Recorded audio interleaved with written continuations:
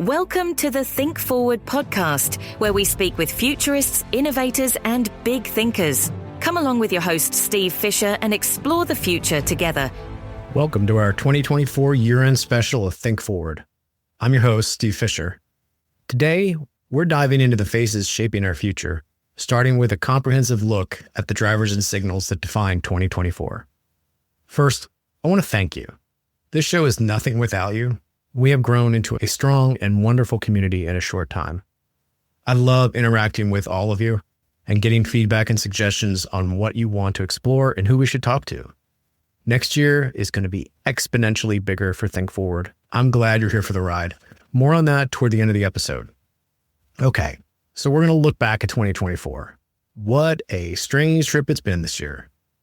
This will, of course, be our annual clip show. And we're going to talk about drivers and signals of change as well, and what's in store for us in 2025. So let's go. As we like to do in these reflective and educational episodes, is put some great flowing music on in the background. Okay? Great. Now let's begin with the major forces that reshaped our world this year. In the technology sphere, we witnessed AI's transformation from an emerging technology to an essential part of daily life. Generative AI tools didn't just enhance our capabilities, they fundamentally changed how we work, create, and solve problems. The breakthrough in neurosymbolic AI particularly stands out, pushing boundaries in human-AI collaboration in ways we're only beginning to understand. But it wasn't just about AI. There's expansion of 5G networks, early research into 6G, and that has laid the groundwork for an increasingly connected future, one where the digital and physical worlds will continue to merge in unprecedented ways. Another challenge we've had this year is that the climate crisis has reached critical milestones in 2024. So let this sink in.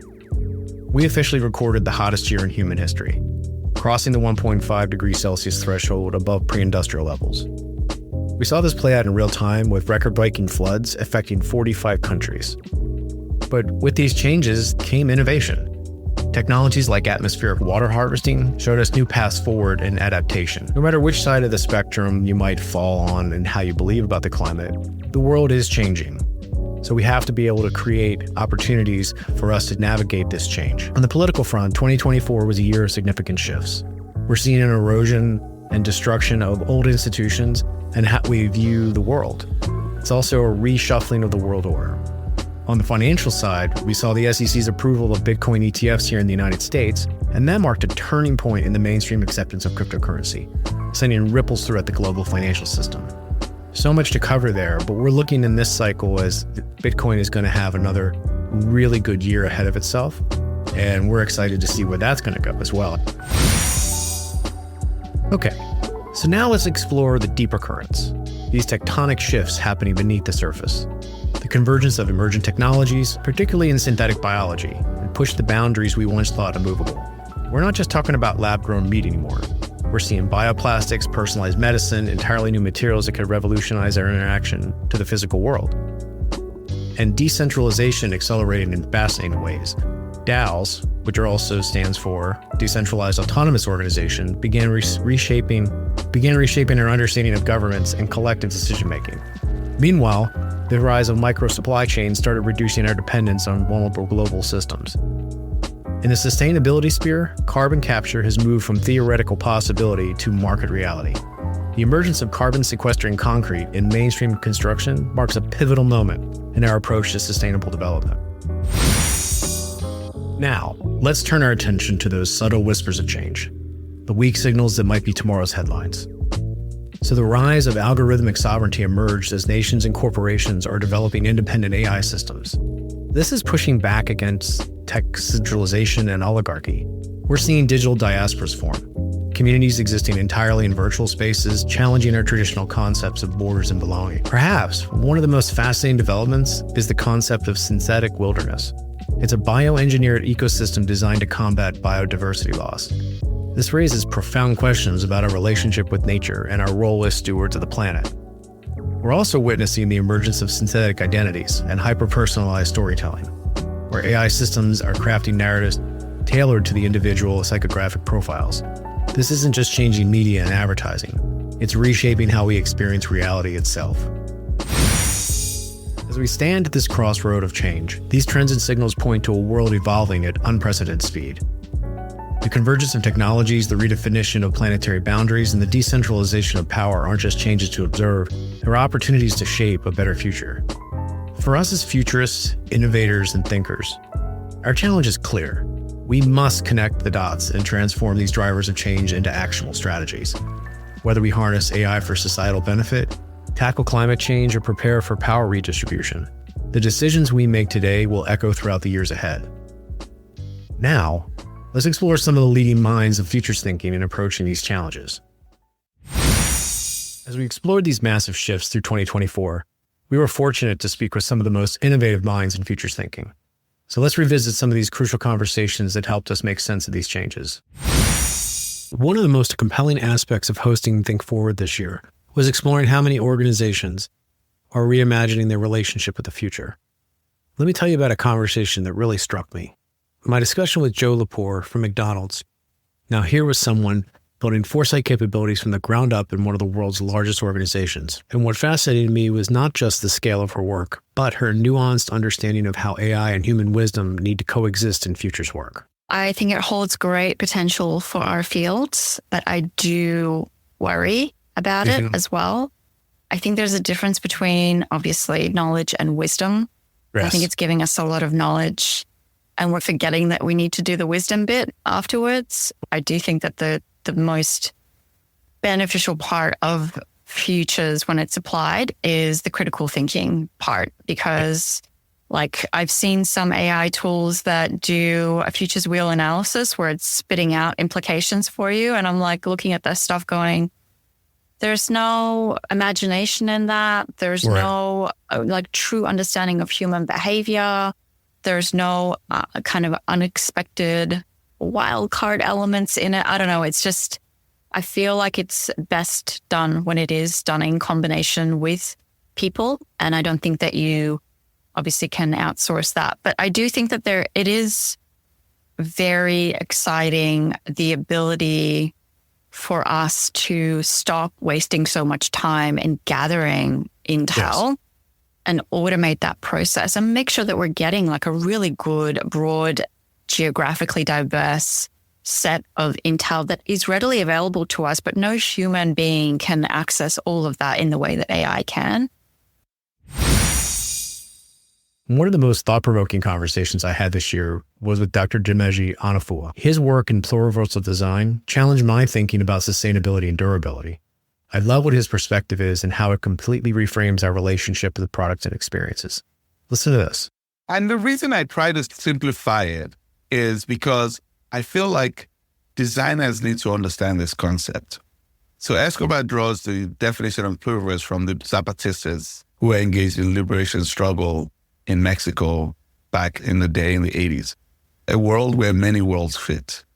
But I've seen another definition that I actually really is where diverse hopes are sown, multiple opportunities are cultivated, and a plurality of meaningful lives are achieved by the richly different people that we are. I like that definition. That's great. Because it's really great because it says that, and I often map that to my thinking of design, that when we design, we are actually seeking to understand how we live together in this world.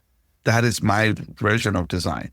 And so if we frame design that way, and we ensure that we have to think that then the features that we are making should include the lived experiences of everybody, including those we are ignoring.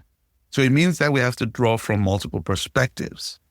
And that's the pluriverse. That's the kicker. That's a beautiful part of the pluriverse. The pluriverse forces us to think less in binary terms and approach our practice from a different paradigm. And we have to ask ourselves, whose stories are we ignoring? Escobar talks about, and he draws from the colonial theorists and talks about the linking from epistemes and ideas of the ways of the world that are rooted in a Western ontology and relinking to new perspectives that actually bring us to shift. It's a systemic shift in the way we understand our world and relinking to new perspectives that are non-Western. and so that we can broaden it. So the idea is removing or decentering from purely Western ideas around design to multiple centers and actually bringing all different ideas about design into the fore and actually saying that now everybody can participate in this new way of designing. And it's a very radical argument. When you think about it, it's quite radical. In a recent conversation, I spoke with John Smart, who's a well-known futurist, and he brought a fascinating evolutionary perspective to our show. What I particularly appreciated about the conversation was how it helped bridge the gap between chaos and order in futures thinking. So his framework for understanding change really resonated with me. Check this out. So we can rename that pyramid of the 3 Ps into the 3 mandates. 3 mandates are: we want to create, that's evolution; we want to protect, that's development; and we want to adapt, and that's evo-devo. The mix, adaptation is always a mix of creation and protection. Unpredictable, predictable. We have to do all 3 of those. And then the last thing that really helps us understand that pyramid is there's 3 actors. There's 3 actors in all complex systems. There's individuals, there's groups, and there's networks or ecosystems. So individuals are the primary creative engines in the society. They're constantly experimenting. They're hugely diverse. This theme of wisdom versus pure knowledge came up again. When I spoke with Kara Kunzman, her work at aerospace.org, building the Foresight organization there, really opened my eyes. How critical it is for organizations, especially those involved with national security, to develop a robust foresight capability. What struck me most was her urgency about this need and the need for an Office of Foresight with the United States government. Here's what she shared.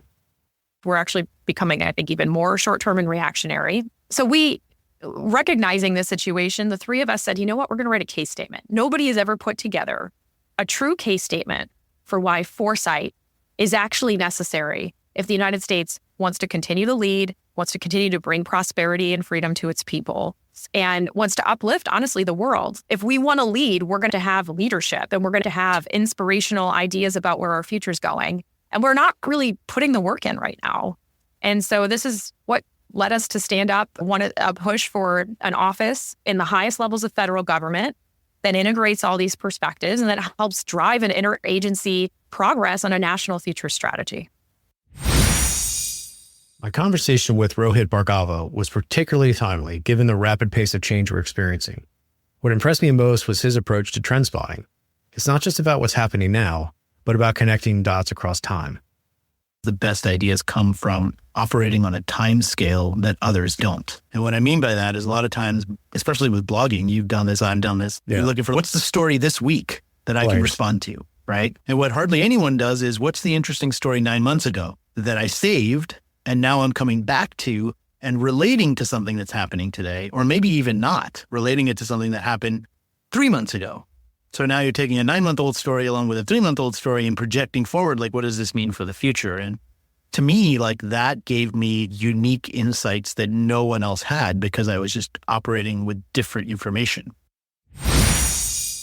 In another conversation, I spoke with Dr. Jake Sotiriadis. He really highlighted the crucial intersection between futures thinking and national security. What struck me the most about Jake's perspective was his emphasis on foresight as a fundamental component of maintaining democratic values. As someone who's worked extensively in defense futures, his insights carry particular weight. Check out this. I think it's important to ground oneself in some deep expertise because then you're able to overlay the foresight methodology to really get after some wicked problems.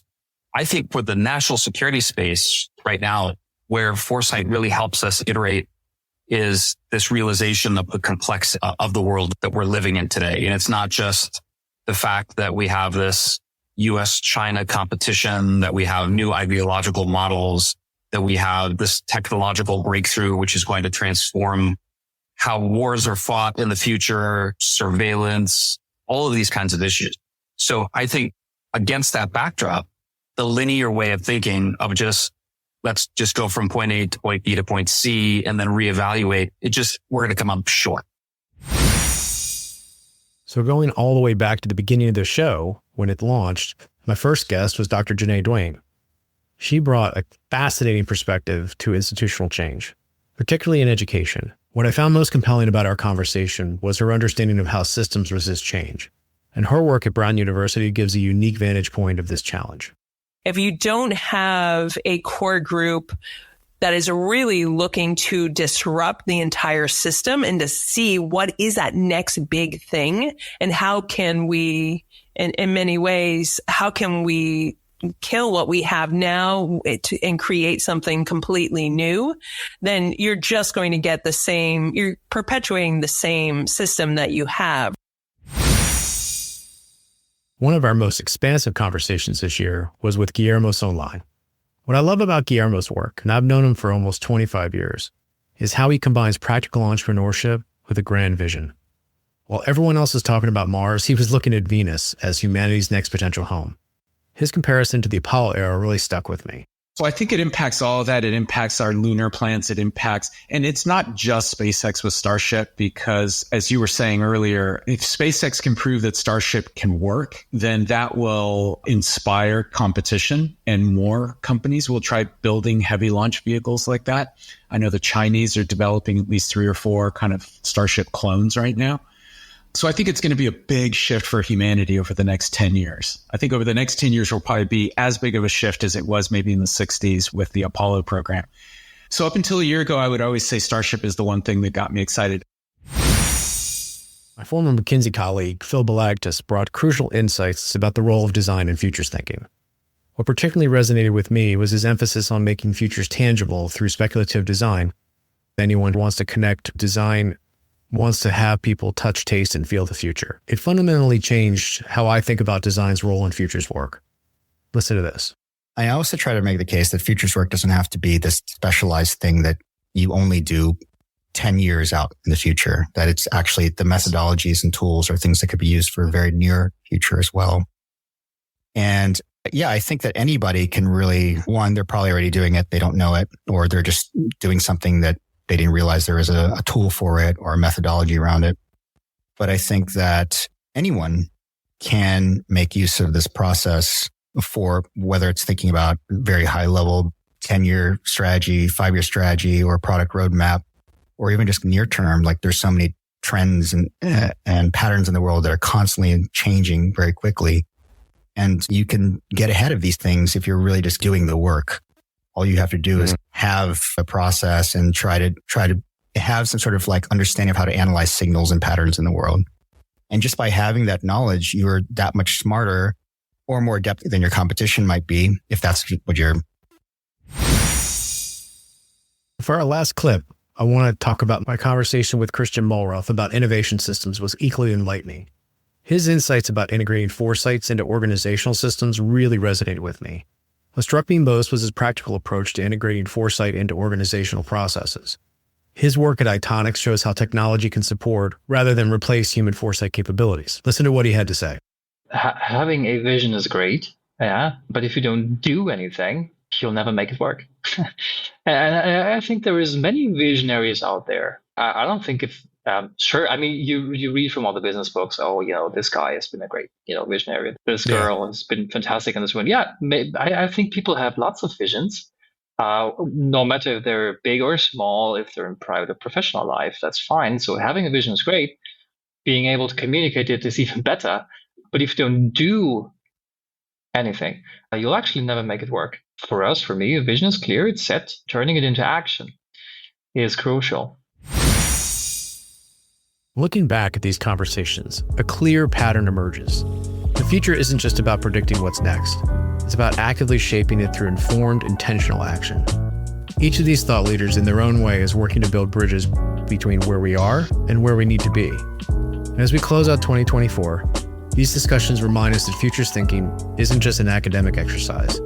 It's a vital tool for navigating our rapidly changing world. Whether we're exploring corporate strategy, space exploration, national security, or education, success comes from combining rigorous analysis with imaginative thinking and practical action. As we look ahead to 2025, I'm excited to share some news about the expansion of Think Forward. First, I'm thrilled to announce that my co-author, Dr. Janae Duane, and I have a new book coming out. We'll be sharing more details about that in the new year. But that's just the beginning. Think Forward is evolving. We're expanding beyond this podcast to create a richer, more interactive experience for our community of future thinkers. You'll find us on YouTube and Rumble, where we'll be offering video versions of our conversations, past and future, in-depth training on futures, methods, and topics, live streams where we can directly engage with you, and mini documentaries exploring emerging trends and signals. If you haven't already, head over to YouTube/@ThinkForwardShow and subscribe. You want to be there as we roll out these new features. 2025 promises to be a pivotal year for futures thinking, and we're committed to bringing you not just great conversations, but practical tools and insights to help you navigate what's ahead. We've got some other surprises in store, but we'll revealing that in the new year. Thank you again for being part of the Think Forward community in 2024. From all of us here at Think Forward, have a great holiday and keep thinking forward. We'll see you in 2025. Thanks for listening to the Think Forward podcast. You can find us on all the major podcast platforms and at www.thinkforwardshow.com, as well as on YouTube under Think Forward Show. See you next time.